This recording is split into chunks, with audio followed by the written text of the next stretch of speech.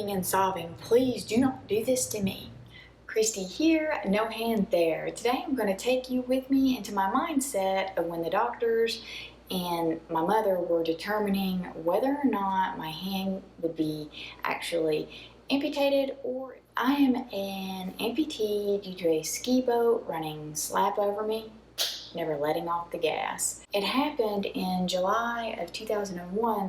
So this is kind of like an ampuversary video where I visit a painful moment and realize how grateful I am of my accomplishments and how I've moved on but never forgotten.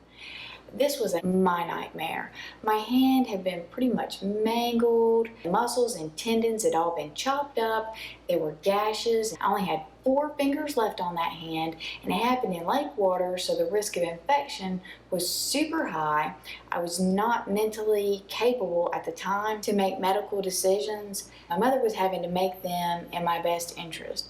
If I had kept it, I was told that it would draw up like this, and because of all the damage, just be more of a nuisance and helpful, and that it would be painful and require more surgeries, that the best option would be to amputate my hand then. I knew what was going on, but I really didn't understand it. Here's the thing. I thought my hand was perfectly fine. To try to paint a picture of how scary this really was for me, imagine, just as sure as you're sitting right there, right now, doctors walk in to the room and tell you that the paper has been signed and that the decision has been made. It's best we cut off your hand. But in your mind, you're freaking out because you're sitting there. You don't really have clarity about what even happened or has happened. Anyways, you don't understand, but they're going to cut it off. Imagine the pure horror of thinking, please do not do this, that you do not want this to happen. Please, you're begging. You believe your hand is fine. That was my experience. I felt pure terror. I was petrified, to say the least. My mother was hoping that she was making the right decision. Well, I'm telling her, no, do not sign it. I was not awake too long during those days when they were trying to decide. Everything was moving so fast and such a blur. When they were taking me back to amputate it, I was combative until they sedated me. If you could just picture someone dropping to their knees and begging and sobbing, "Please do not do this to me." And they are really about to cut off, and they're really about to cut off your hand. For the longest time, I wish I'd had a picture to look at, because I only briefly remembered what I saw.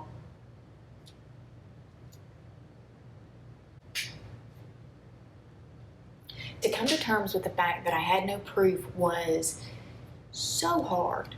The doubt to experience something like this was mind-blowing. And when I woke up, I saw my arm, what was left of it. It was all wrapped up. And I was talking to my mother the other day, and she said they had to knock me out because I was freaking out when I first saw it. Understandably. I think that it may have been a little easier if I had not really believed that my hand was fine. But then I was like, okay, it's gone. And the time came for the bandage to come off, and it was like a whole another incident, you know what I mean? When I first saw it, it was a grief that I felt so deep, it cut to my core. Not at my arm, but from right here. To see the staples was unbearable. Before I was released from the hospital, some of the grief was lifted. I was able to overcome the initial shock, and I began to smile every now and then. And I was on my way to healing. It helped to start moving towards learning to keep busy. I had people that were there that helped somewhat settle into my new life, but after a while I was empty. And most of the people that were there with me at the hospital went back to their lives. I was alone in this journey. I did not know anyone like me. All of a sudden, I realized what one of my sweet nurses warned me about. She said I would be okay in the hospital, but worried about me in the aftermath. This was like a death of someone close to me. To lose my hand was like Cristie died that day. I woke up the day they amputated my hand a very different person.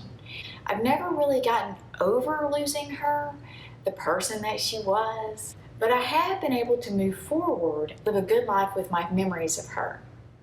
I do love my life, and I have come a long way, never giving up, always keeping in the back of my mind that I would be strong enough to get through it. I have had so many accomplishments that I just get so giddy about because I have doubt that I couldn't complete it, like painting a fireplace, to thinking outside the box and wonder why a solution did not occur to me sooner, like using a robotic vacuum to save wear and tear on my good arm. When this happened, I was a confused, scared mess. Now I'm a confident amputee with more good days than bad. I miss her. I do. I do miss her every now and then, and that's okay with me. Time is a friend of mine. I am grateful to share my journey with you. If you like hanging out on my channel, please let me know by subscribing. I appreciate you, and until next time, be wonderful.